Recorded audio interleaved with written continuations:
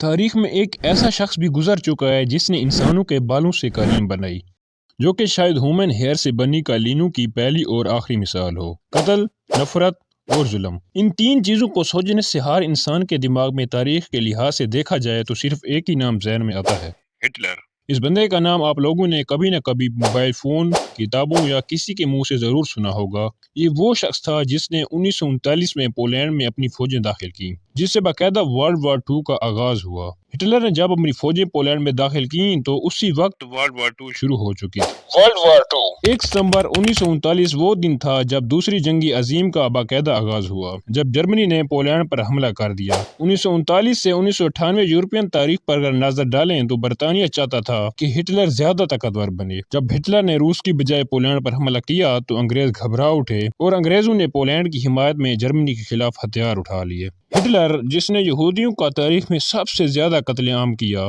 تقریباً 60 لاکھ یہودیوں کو موت کے گھاٹ اتار دیا۔ ناظرین، کہا جاتا ہے کہ یہودیوں کو پہلے قیدی بنایا گیا، پھر ہٹلر نے یہودیوں پر ایک پابندی عائد کی جس میں کوئی یہودی نہ نہائے گا اور نہ سر دھوئے گا۔ پھر جب ان لوگوں کے بال بڑھ گئے اور جوئیں پڑ گئیں تو ان سے کہا گیا کہ تمہارے نہلانے کا بندوبست کر گیا۔ ناظرین، پھر اس کے بعد سارے یہودیوں کو ایک ہال نما کمرے میں لایا گیا اور حکم دیا گیا کہ باری باری ان سب کے سر کے بال اس طرح سے صاف کیے جائیں۔ پھر باری باری ایک دوسرے کمرے میں ایک ایک یہودی کو لایا گیا اور دیو ہیکل مشین میں ڈال دیا جاتا اور ساتھ میں اس کے کچھ کیمیکلز بھی اس مشین میں ڈال دیے جاتے۔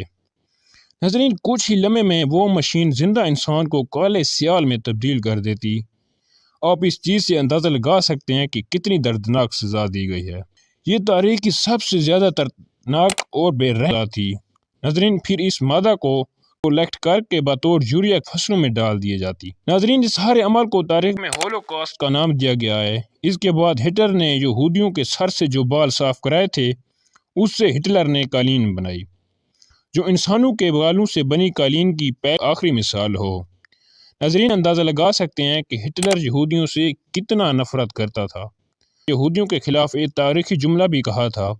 ناظرین، ہٹلر نے اپنی تاریخی جملے میں کہا کہ میں یہودیوں کو مار سکتا تھا، لیکن ان میں سے تھوڑوں کو میں چھوڑ دیا تاکہ میرے بعد لوگوں کو پتہ چل سکے کہ میں نے ان کو کیوں مارا۔ ناظرین، آپ اس چیز سے اندازہ کرتے ہیں کہ دوسری جنگ عظیم میں ہٹلر نے کتنا ظلم کیا۔ اگر آپ کو ہماری ویڈیو اچھی لگے تو چینل کو سبسکرائب کر کے گھنٹی کے نشان کو دبا دیں